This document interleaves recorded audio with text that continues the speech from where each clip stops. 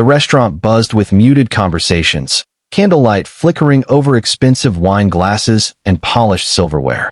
Dominic Hayes, billionaire CEO of a global tech empire, sat at a private corner table across from Ava, his stunning, intelligent girlfriend. Everything about the evening was perfect, on the surface. But perfection is often just a distraction. Dominic had it all: private jets, magazine covers, deals worth billions.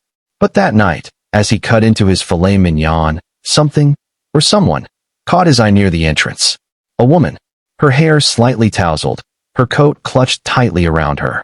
She looked tired and pregnant. His heart clenched.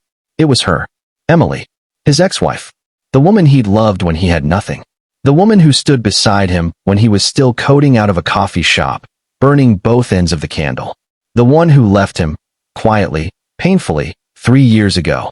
Ava followed his gaze. Do you know her? Dominic blinked. Yeah, that's Emily. Ava looked back at him, then at Emily again. Her eyes softened. She looks alone. Dominic's mind raced. He hadn't heard from Emily in years. No calls. No social media posts.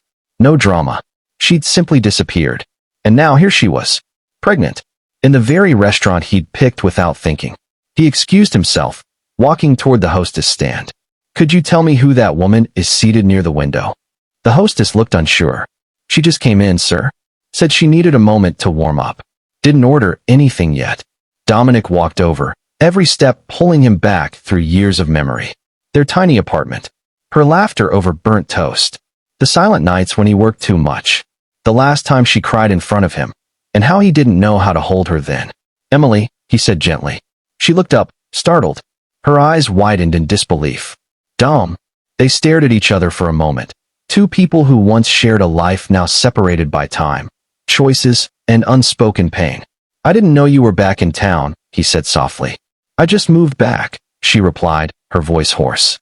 Didn't expect to see you either. He glanced at her belly. Can I ask? She smiled faintly. It's not what you think. He's not around. Something shifted in him. Years of resentment, pride, and guilt melted away in that instant. All he saw was the woman who once brought him soup when he was sick, who believed in him when no one else did, sitting alone, pregnant and tired, in a restaurant she probably couldn't afford. Come join us, he said without thinking. Emily shook her head quickly. No, I couldn't. That's your evening. Your girlfriend. He turned, and to his surprise, Ava was already approaching them. I think we'd all prefer a warm meal over an awkward standoff, she said with a gentle smile. Please, join us. It wasn't the dinner Dominic had planned, but it became the one he'd never forget. They talked, laughed even. Emily shared that she was working 2 jobs, saving for a small place. No family nearby. The pregnancy hadn't been planned. She didn't want help, but something in her eyes said she was exhausted from doing it all alone. When the check came, Dominic paid it without a second thought.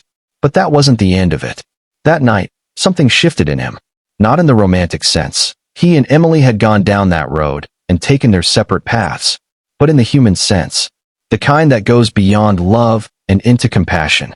The next morning, he called his lawyer. By the end of the week, he'd arranged for Emily to have access to housing, prenatal care, and a trust fund, not out of guilt, but out of respect. For what they had. For who she still was. A few days later, Emily texted him. I didn't expect anything. But thank you. Not just for the help, but for remembering I mattered. And that was the moment it all clicked. Billionaire or not, power or not, what we do for each other matters far more than what we do with our money. It wasn't about rekindling old flames. It was about kindness, humanity, dignity. Sometimes, the greatest legacy isn't what you build in boardrooms, but what you restore in broken hearts.